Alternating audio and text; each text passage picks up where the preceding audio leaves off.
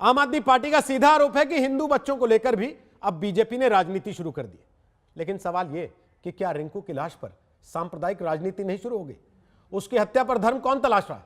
कल बीजेपी और वीएचपी के नेता इसलिए तूफान खड़ा कर रहे थे कि वो राम भक्त था तो उसे मार दिया गया।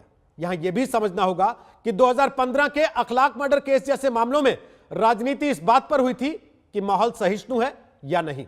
खुद दिल्ली के मुख्यमंत्री अरविंद केजरीवाल अखलाक के परिवार वालों से मिलने दादरी तक गए थे, लेकिन अब रिंकू शर्मा की हत्या पर उनकी पार्टी ने बीजेपी को कटघरे में खड़ा किया।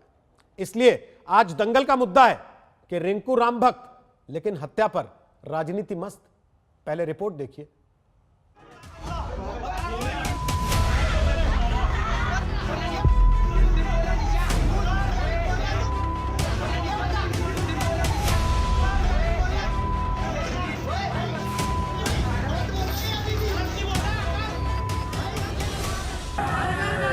रिंकू राम भक्त था, क्या इसलिए वो मार दिया गया? ये सवाल कल का है। राजनीति एक कदम और आगे बढ़ गई। आम आदमी पार्टी दिल्ली के इस हत्याकांड की राजनीति में अब एक कदम और आगे बढ़ गई है। आम आदमी पार्टी कह रही है कि बीजेपी के राज में केंद्रीय गृह मंत्री अमित शाह की नाक के नीचे पुलिस हत्याएं होने दे रही है, क्योंकि उनका फायदा है। आम आदमी पार्टी का आरोप है कि बीजेपी राज में पहले मुस्लिम ही डरे हुए थे, दलित ही खुद को सुरक्षित नहीं मानते थे, लेकिन अब हिंदू भी मारे जा रहे हैं। उनकी नाक के नीचे हत्याएं हो रही है और उनकी पुलिस इन हत्याओं को होने दे रही है, सामने होने दे रही है। क्या राजनीतिक फायदा है इसके अंदर भाजपा का? क्या राजनीतिक फायदा है इसके अंदर अमित शाह का? ये मुझे बताने की जरूरत नहीं है। राम मंदिर चंदे के लिए निधि समर्पण अभियान से जुड़े बीजेपी कार्यकर्ता रिंकू शर्मा की हत्या को कल तक पुलिस आपसी लड़ाई का नतीजा बता रही थी।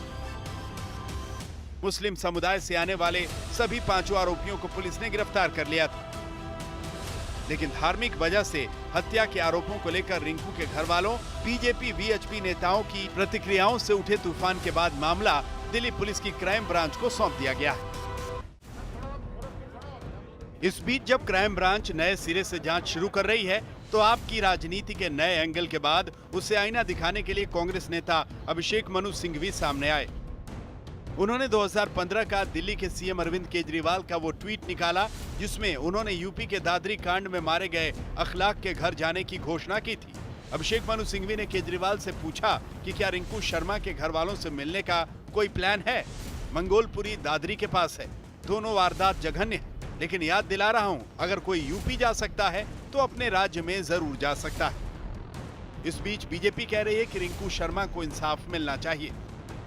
मेरा कहना है कि इसमें जो लोग गिरफ्तार हैं वो जघन्य अपराधी हैं और उनको कड़ी से कड़ी सजा दे।